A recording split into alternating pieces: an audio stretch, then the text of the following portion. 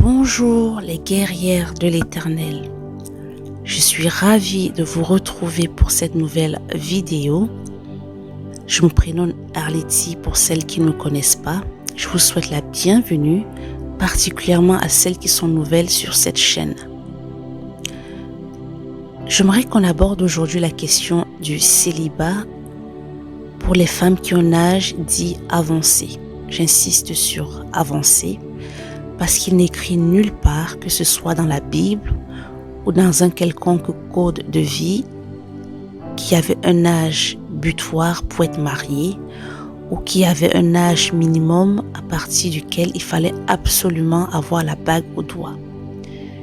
Donc mesdames, pour vous qui êtes mal à l'aise, pour vous qui vous sentez frustrés, j'aimerais vous rassurer tout de suite et vous décomplexer parce qu'il n'y a pas un âge pour se marier. Il n'est écrit nulle part que si on n'est pas marié à un tel âge, c'est qu'on a raté sa vie. Et quand bien même ce serait écrit quelque part, c'est complètement faux. Il faut savoir que le mariage est une institution divine et que nous les femmes, nous avons été créées pour être une aide pour nos époux.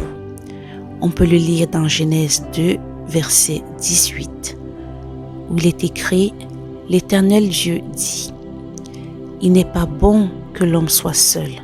Je lui ferai une aide semblable à lui. » Oui, mesdames, le Seigneur nous a créés pour être une aide pour nos époux.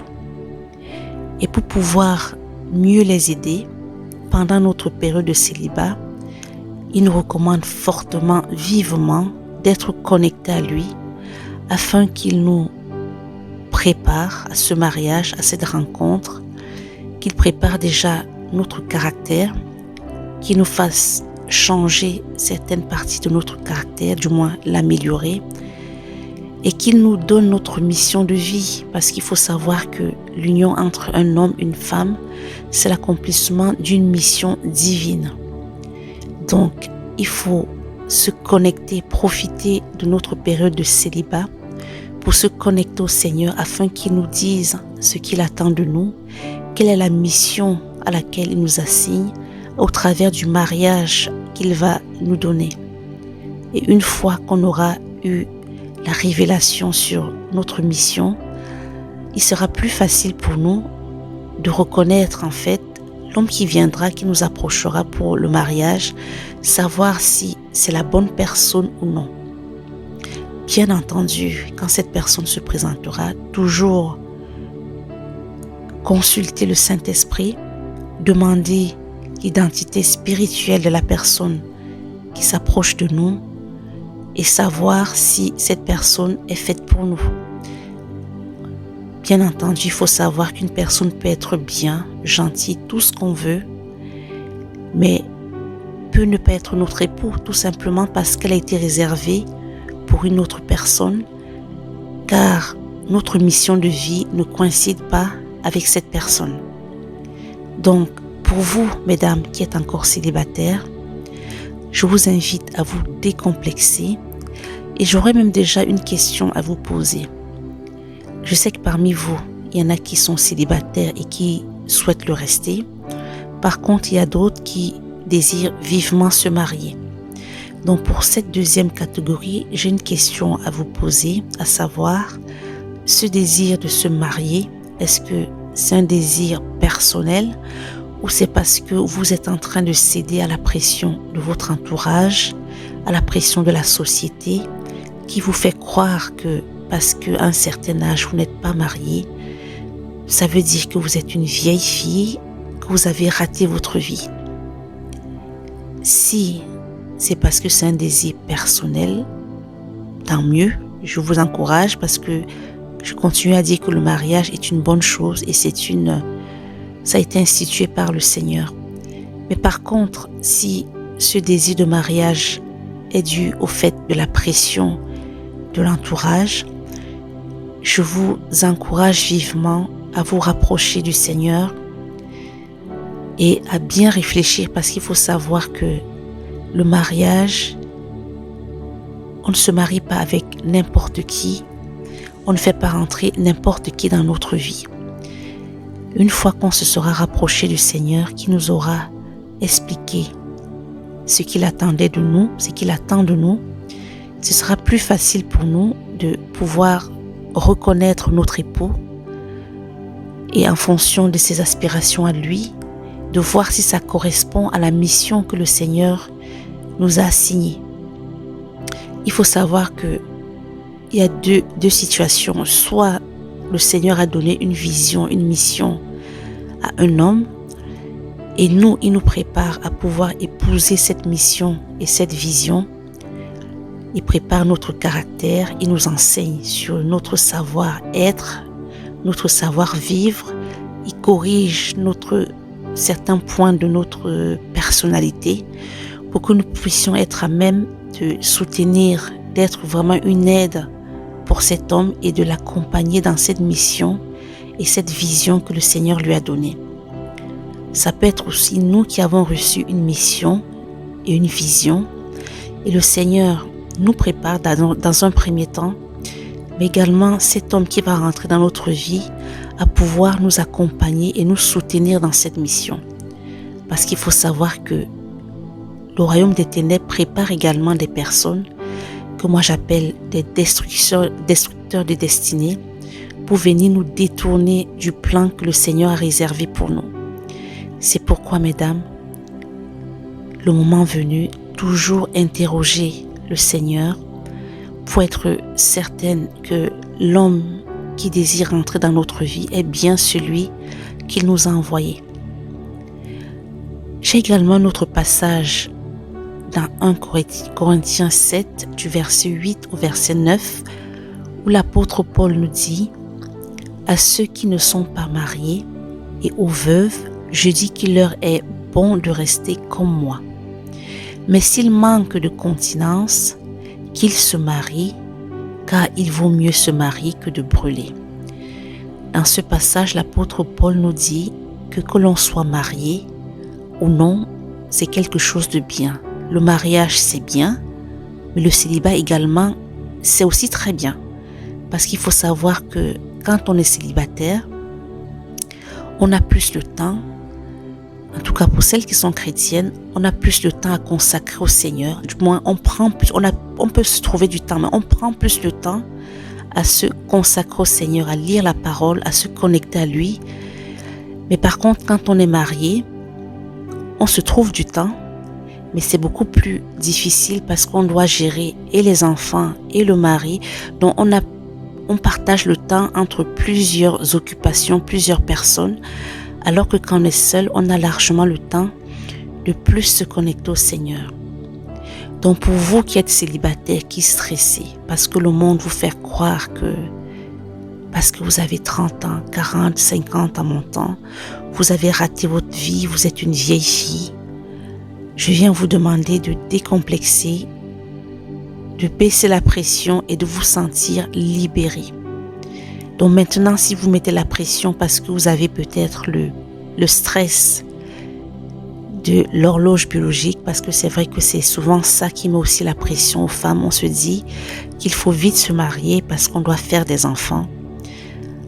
À cette inquiétude, je réponds également que c'est Dieu qui donne les enfants. Et j'ai d'ailleurs fait déjà un enseignement là-dessus. Donc, c'est aussi un point qui ne devrait pas poser problème, dans ce sens que, quel que soit l'âge qu'on a, le Seigneur est capable de nous permettre de rattraper les années perdues en nous donnant des enfants, bien que nous soyons déjà à un âge dit avancé. Il a aussi cette possibilité de faire entrer dans notre vie quelqu'un qui va nous permettre d'accélérer à tous les niveaux. C'est pourquoi je dis, mesdames, ne nous précipitons pas à faire entrer n'importe qui dans nos vies. Regardons au Seigneur, interrogeons le Seigneur et surtout le laisser faire les choses en son temps. Laisser faire les choses au temps voulu par le Seigneur et surtout d'accepter la période où le Seigneur nous prépare, parce qu'il y a toujours une phase de préparation avant le mariage, où le Seigneur nous enseigne sur le mariage, où le Seigneur travaille notre caractère, notre comportement, afin que nous puissions être des femmes accomplies, des femmes vraiment disposées et des femmes qui seront là pour vraiment aider leur époux et les accompagner dans leur mission. Donc, à ceux qui vous disent « Qu'est-ce que tu attends pour te marier? Pourquoi tu n'es pas encore marié ?» Moi, de toute façon, quand on me pose ce type de questions, je leur dis « Le temps de Dieu n'est pas encore arrivé. » Il faut savoir, mesdames, que quand on se marie par concurrence, par envie, parce qu'on a vu les autres faire, on a souvent tendance à faire de très très mauvais choix. Et moi, je préfère largement une femme qui se marie plus tard, mais qui fait un bon mariage, où elle aura la paix, où elle sera épanouie, que de se marier tôt dans la précipitation ou bien tard dans la précipitation et regretter amèrement toute sa vie et surtout passer à côté de sa destinée. Parce qu'il faut savoir que le mariage peut bénir comme détruire ta vie.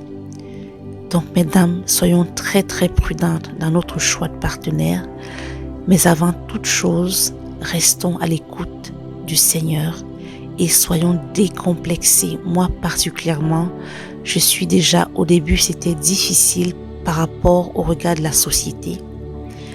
Au travail, tout le monde marié, dans ton entourage, c'était pas facile.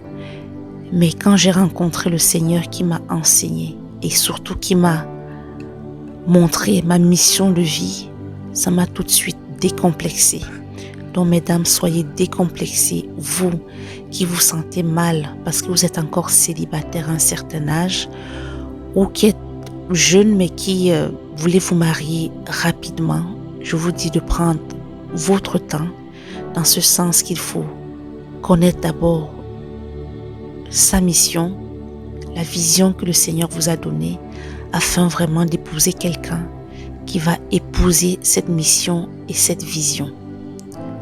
Voilà, mesdames, soyez rassurées, vous n'avez pas raté votre vie parce que vous êtes encore célibataire à un certain âge. Vous n'avez pas raté votre vie parce que vous décidez de rester célibataire à vie. Donc, que l'on soit marié, que l'on soit célibataire, cela ne fait pas de nous des femmes inférieures ou supérieures à d'autres. C'est tout simplement un choix de vie. Mais je vous encourage à faire le choix selon ce que Dieu demande. J'aimerais quand même revenir également sur un phénomène très récurrent dans la société, dans le milieu africain, où on parle beaucoup du phénomène de Chiza. J'aimerais prévenir, du moins sensibiliser celles qui sont dans cette position, qui vivent avec des hommes mariés. Je ne vous juge pas parce que je n'ai aucun droit et je ne suis pas mieux que vous. Mais je tiens juste à attirer votre attention sur le fait que prendre le mari d'autrui, comment dirais-je, c'est une condamnation qu'on se fait à soi-même. Parce qu'il faut savoir que quand l'homme, le mari comprend qu'il appartient à quelqu'un d'autre, et surtout si cet homme s'est marié devant Dieu, si cette église a été bénite, si ce mariage, a été béni à l'église, il faut savoir que la femme trompée, que ces larmes peuvent détruire votre vie. Parce qu'elle a la légitimité au travers de ses larmes, quand elle se met à genoux devant le Seigneur, quand elle pleure, quand elle présente son désarroi, sa douleur, sa souffrance, il faut savoir que ça peut être, et c'est une malédiction pour vous. Bien entendu, beaucoup vont peut-être trouver ça bizarre, me dire, mais je tenais quand même à vous le signaler. Faites très attention, mesdames. Vous qui êtes dans des relations intimes avec des hommes mariés, faites attention parce que si vous vous dites chrétienne, je continue à insister sur le fait que je ne suis en train de juger personne. Cette plateforme s'appelle Les Guerrières de l'Éternel, donc je ne pouvais pas terminer cet enseignement sans toucher ce point, à savoir si on se dit chrétienne, si on se dit appartenir au Seigneur, il nous a donné des règles de vie que nous devons de respecter, du moins essayer au maximum de le faire parce que c'est pas facile tous les jours de suivre toutes les recommandations de Dieu. Du moins, il nous invite et nous encourage à tout faire pour les respecter. Donc pour vous qui n'êtes pas mariés et qui êtes peut-être tentés d'accepter les propositions, les avances d'un homme marié, je vous le déconseille vivement. Et je vous encourage à patienter parce que votre mari arrive, parce que pour toute femme, un homme a été prédestiné.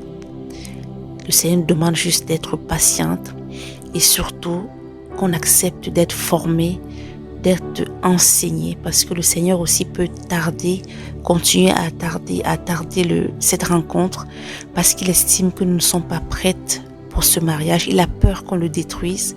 Il a peur peut-être parce que l'homme qui veut nous envoyer est déjà peut-être prêt, mais le mariage est retardé parce que nous, de notre côté, nous ne sommes pas suffisamment prêtes pour pouvoir accompagner cet homme. Et le Seigneur ne veut pas qu'on détruise son enfant parce que nous sommes ses enfants, mais également les hommes qu'il fait rentrer dans nos vies lui appartiennent également.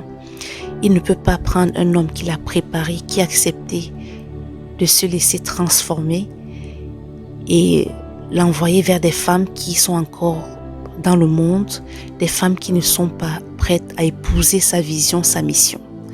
Donc, mesdames, connectez-vous davantage au Seigneur.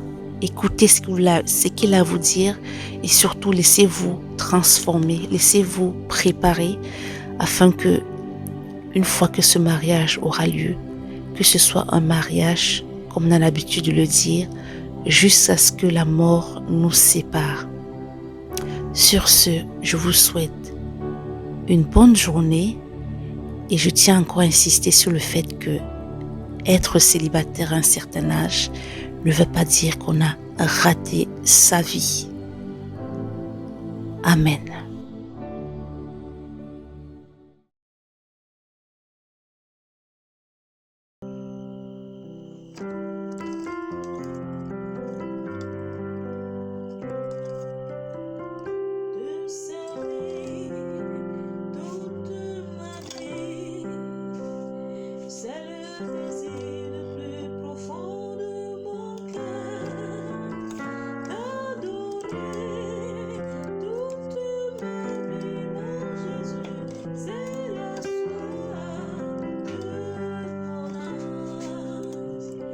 Sun.